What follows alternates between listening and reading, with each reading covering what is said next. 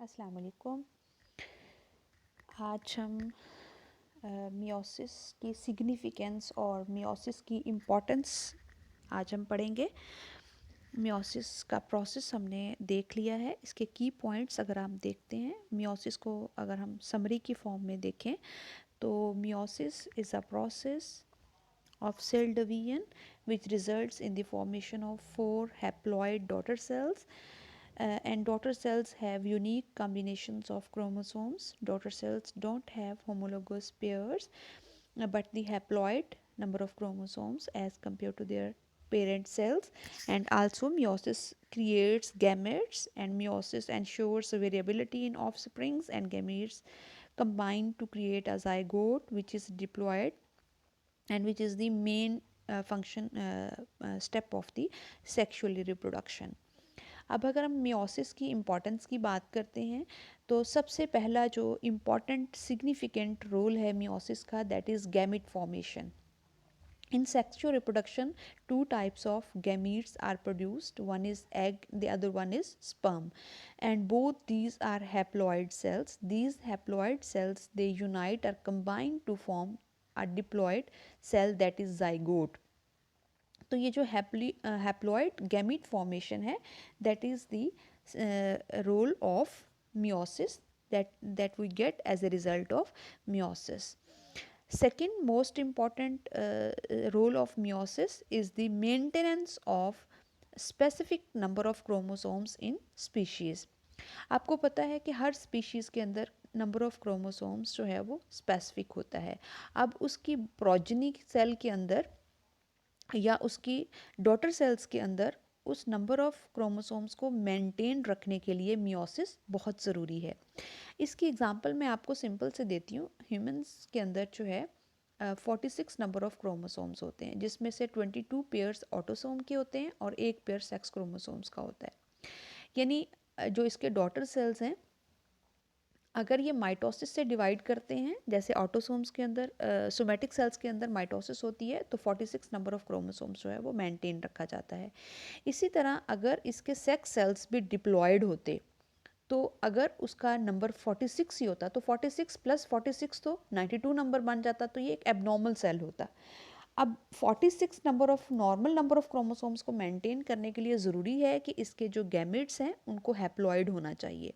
यानी इसके एक सेल को 23 और दूसरे सेल को 23 होना चाहिए. तो ये जो gamete for 23, egg for 23 number of chromosomes and sperm for 23 number of chromosomes.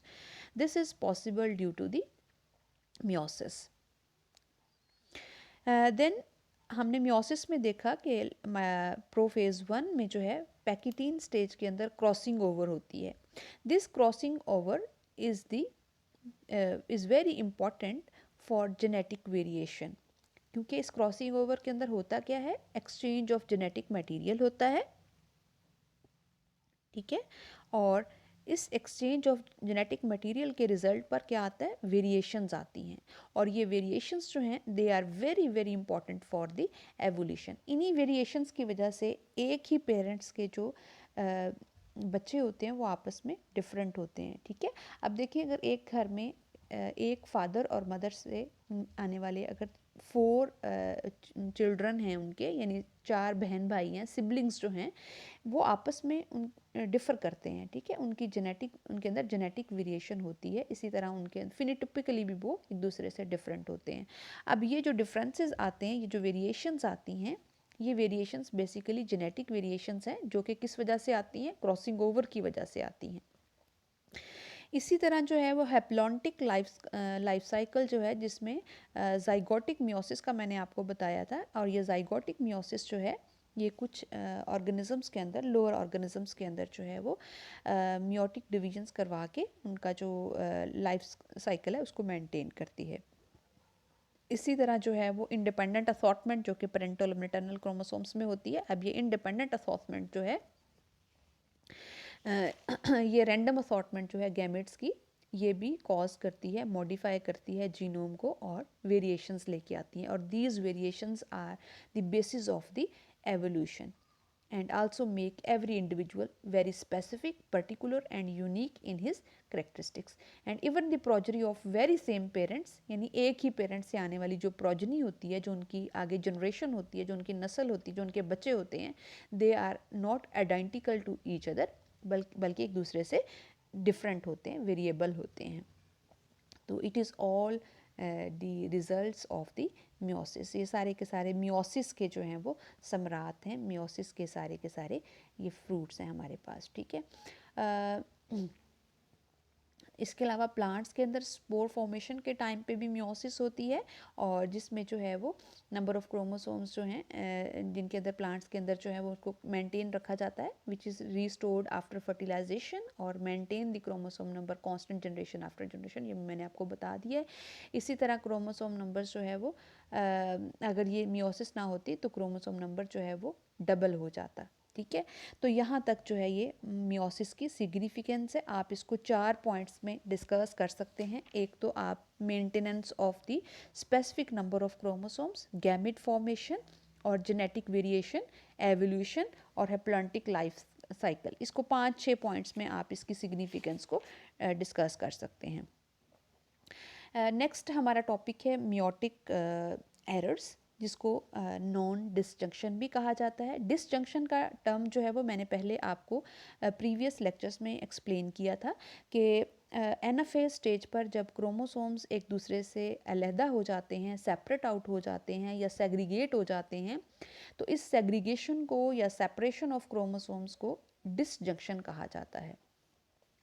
अगर तो ये नॉर्मल हो रही है तो ये डिसजंक्शन है, और अगर ये सेपरेशन या ये सेग्रीगेशन अगर एबनॉर्मल हो गई है तो फिर हम इसको नॉन डिसजंक्शन कहते हैं.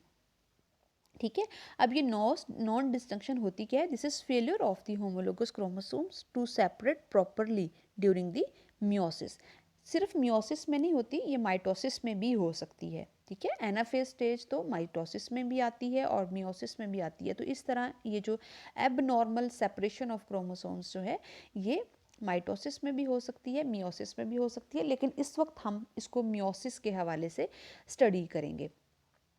अब देखें, एक मियोसिस जो है आपको मैंने पढ़ाया कि ये एक सीक्वेंशियल फिनोमिना है, और एक सीक्वेंस के साथ जो है ये सारे का सारा प्रोसेस कंप्लीट होता है. ठीक है.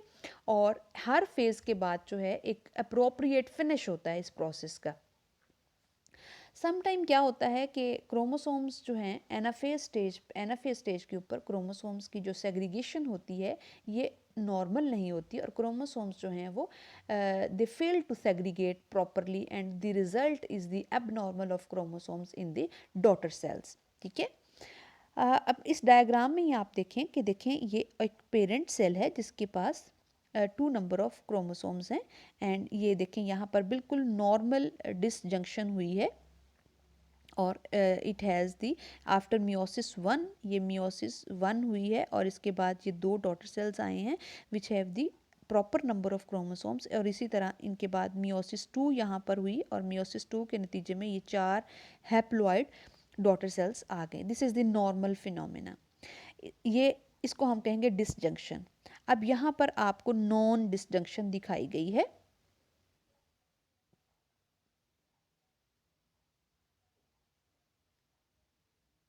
ठीक है. यहाँ पर आप देखें कि नॉन डिस्जंक्शन है. यहाँ पर this parent cell has the number of chromosome, diploid number of chromosome as a result of meiosis 1 यहाँ पर सही हुई है, लेकिन as a result of meiosis 2 यहाँ पर क्या हुआ है कि these 2 daughter cell have the normal number of chromosomes, but this daughter cell has gained the double copy of chromosome and this have no chromosome. ठीक है. तो यहाँ पर जो डिसजंक्शन है ये एबनॉर्मल हुई है, और रिजल्ट क्या है इसका? ये सेल भी एबनॉर्मल होगा और ये सेल भी एबनॉर्मल होगा. ठीक है.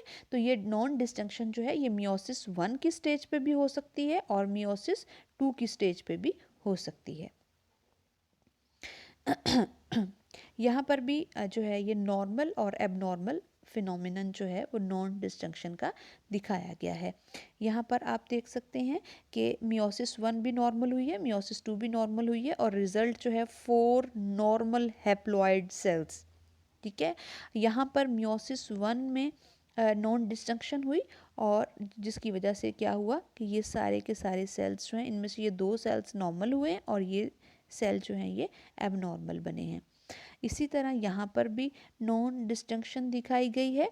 इसमें मियोसिस 1 में ही नॉन डिस्जंक्शन हुई है और एज ए रिज़ल्ट एक डॉटर सेल के अंदर ट्रिपल कॉपी आ रही है और एक के अंदर सिंगल कॉपी आ रही है। फिर उसके बाद मियोसिस 2 हुई है, तो ये चारों के चारों सेल्स जो हैं ये एबनॉर्मल हैं, जबकि इनके पास डबल डबल कॉपी सबके पास होनी चाहिए थी, क्योंकि हैप्लॉइड सेल्स बनने थे। ये 2n से यहाँ पर सारे सेल को जो है वो हैप्लॉइड होना चाहिए था, लेकिन यहाँ पर देखिए, यहाँ पर ये भी एबनॉर्मल सेल है, ये भी एबनॉर्मल सेल है, ये भी एबनॉर्मल सेल है, ये भी, क्योंकि यहाँ पर हर सेल के पास जो है वो क्रोमोसोम नंबर चेंज हो गया है। This is called as non disjunction.